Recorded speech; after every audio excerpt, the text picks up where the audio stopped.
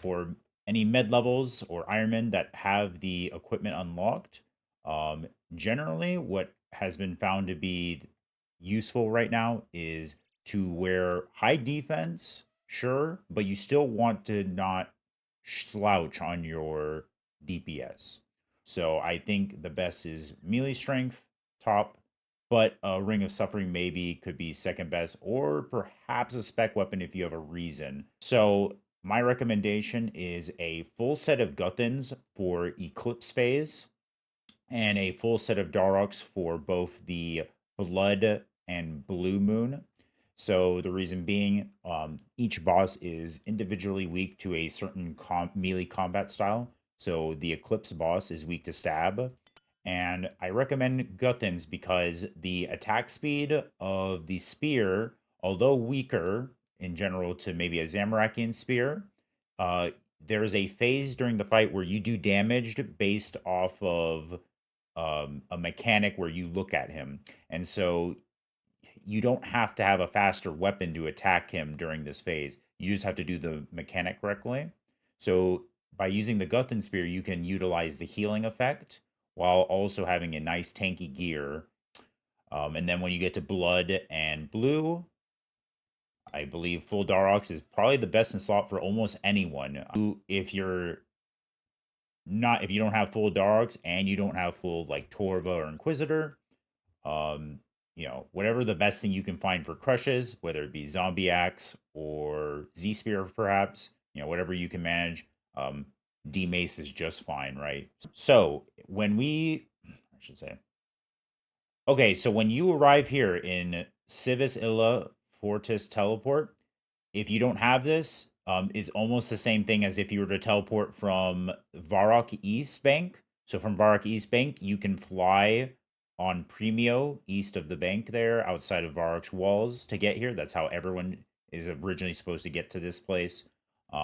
So the best way to get to Perilous Moons is, well, I would recommend doing the quest that you obtain when you first arrive here. But if you don't, we look at the map. If you look to the west, this here is where the entrance to Kamtorum is. So you would from your arrival here at Civis would run directly west outside of the city and follow the path until you go over a bridge here, and you would arrive at Camtorum, and you can just do the quest there to unlock Perilous Moons. If you're if you have been doing hunting for the Hunters Guild, you can unlock a fast teleport right here, right to the base of Camtorum, where you can fly, which would be from this from Renu here, right to the Camtorum entrance. I do not have it though. So instead, I have to go to Tiamat, which is north of it, and take the shortcut from there. So this is what this is what most people will have unlocked, is flying to here if they've done the base quest, and then you will run directly south, and you should see a shortcut pop up here to climb down the rocks. So let's talk about optimal layout to follow here. So I have a picture here of the map that you will follow for the recommended run. Here we are in the antechamber, picture number 1 here at the bottom. So we just entered through the south gate, and the recommendation is to always start in the northeast entrance. We go to number 2 over here. You're going to be doing this looping run around this map here, the Streambound Cavern. So once you defeat the Eclipse Moon, you'll end up in picture number 4 here of Earthbound Cavern. Here, you can prepare more potions, and you can catch lizards with rope so that you can make food. And that is the best healing in this. If you don't need to prepare anything, you go straight from the campfire into the eastern entrance. This will take you into the Blue Moon phase. And then you get teleported into the ancient prison next to the campfire. All right, once you get here, you'll run directly east to the easternmost entrance. And this will take you finally to the Blood Moon. So once you enter this Blood Moon phase and you defeat the boss, you'll actually end up back again here in the ancient prison next to the campfire.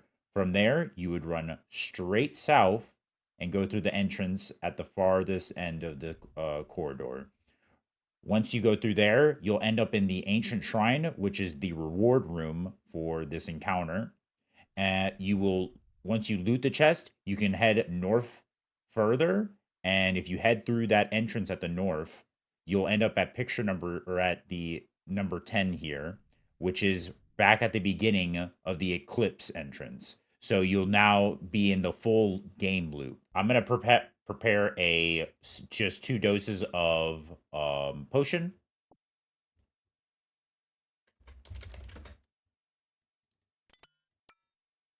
So you're gonna pick from this bush here, this grubby sapling bush, and you will use your pestle mortar on it to create paste, and you just have to use it with the vial of waters. There's a cooldown to get vials, so I only prepare 2 potions at the beginning here. My quick prayers might be different from yours depending on what you want to do. I use redemption because there seems to be a mitigated effect of the melee prayer. However, the bosses multi-hit and they roll generally low. So you can, if you want, pray redemption, and if you use a full potting method or just a full pot inventory method, it is generally quite strong for healing as an option. But this might go higher than med level to be able to accomplish this.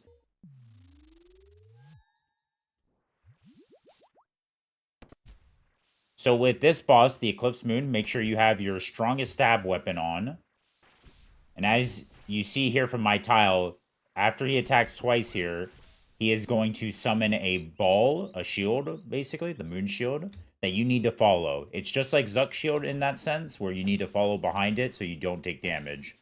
As he puts you in the middle here, you want to wait for his clones to appear and start spam clicking the circles underneath the boss.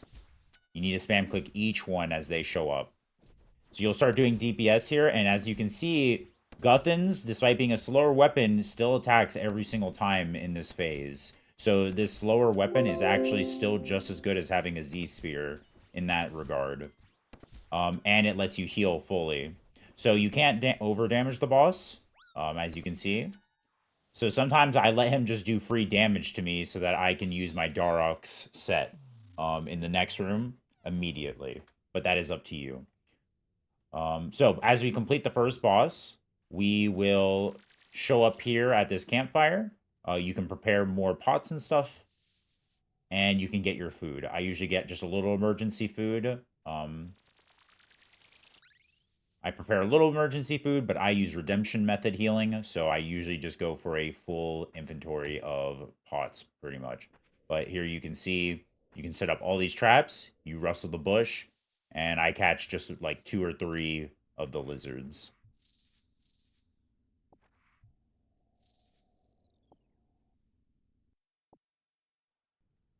When you have 2 or 3 of the lizards, you can now, let me just make the potions real quick. You can now cook them up and get about 9 to 8 foods, and you're good to go there. All right, so moving on. So for the blue moon phase, you go to directly east here into this room. You're going to put on your best crush gear.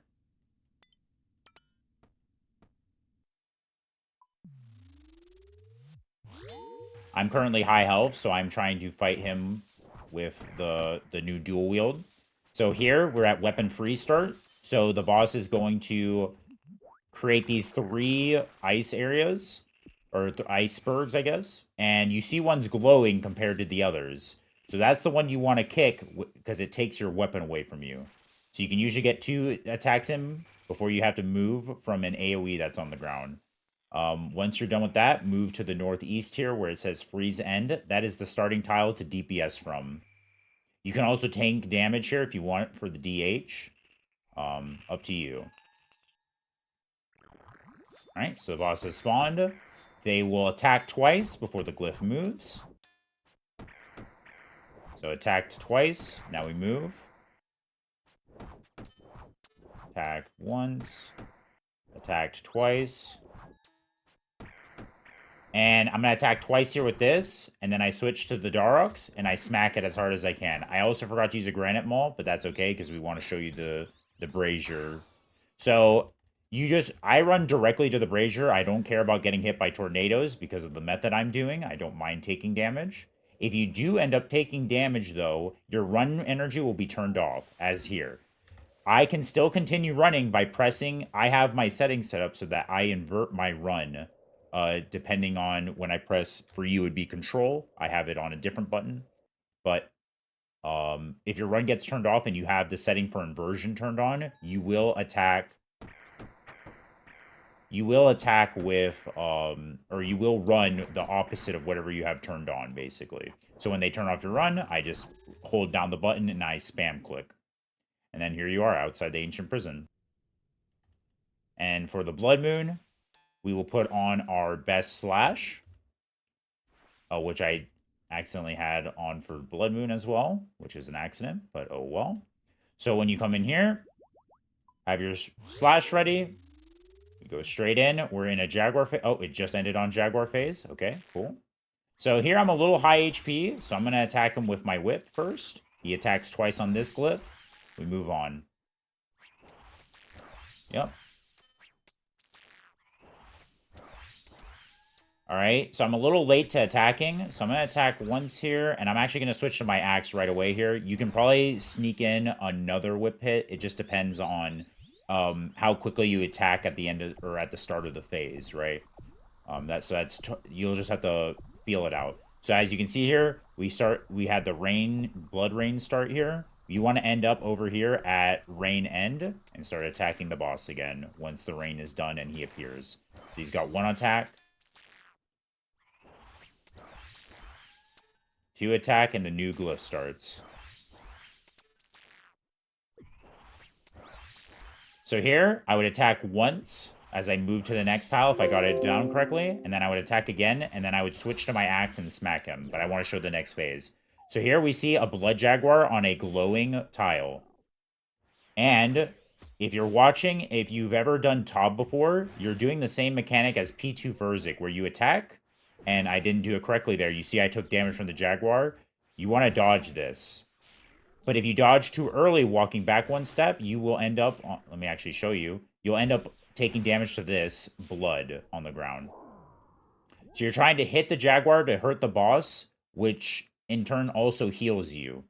And you need to dodge its attack by moving back a step, but doing it at the correct timing.